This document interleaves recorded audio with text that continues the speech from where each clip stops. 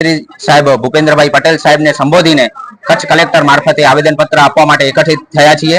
આવેદનપત્ર એ બાબતનું છે કે હાલ નિગમ દ્વારા જે ભાવ વધારો કરવામાં આવ્યો છે 10% ભાવ વધારો, એ ભાવ વધારાનો અમે સખત શબ્દોમાં વિરોધ કરીએ છીએ। ભાવ વધારો ગેરવ્યાજબી છે, પ્રજા માટે અન્યાયરૂપી છે।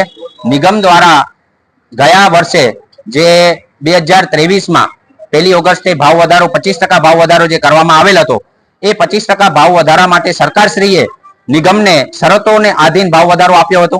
જે શરતોમાં એવું હતું કે નિગમની ટોટલી ઓવર એજ બસો જે છે, જે 8 લાખ કિલોમીટરથી ઉપર ચાલી ગયેલી બસો છે, એ તમામ બસોને રિપ્લેસ કરવામાં આવે અને નવીન એ 3800 થી ઉપર બસો નવીન ચલાવવામાં આવે અને આ નવીન બસો ચલાવવાથી 700 નવા શેડ્યુલો અમલમાં મૂકવામાં આવે। નિગમ દ્વારા આવી કોઈ પણ કામગીરી કરવામાં આવી નથી।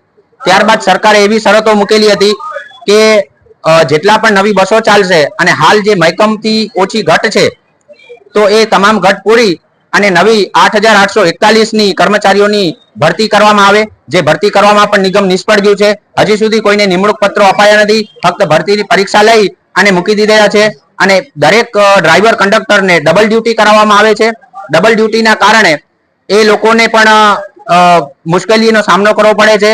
એમના પગાર ભથ્થા પણ વધારાયા નથી અને ડબલ ડ્યુટીના કારણે ક્યાંક ને ક્યાંક અકસ્માત જેવા મોટા બનાવો પણ બનતા હોય છે।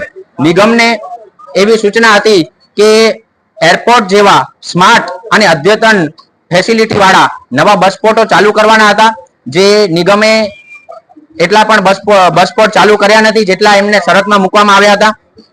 ત્યારબાદ નવી ટેકનોલોજી મુજબ નિગમને સ્માર્ટ ટિકિટિંગ મશીન લોન્ચ કરવાનું હતું, જે પણ એમણે લોન્ચ નથી કર્યું। દરેક સર્વિસોમાં FM રેડિયો હોય કે LED ટીવી મનોરંજન સાથે લોકો મુસાફરી કરી શકે એવી નિગમને સૂચના હતી, એ પણ એમાં નિગમ નિષ્ફળ નીવડ્યું છે।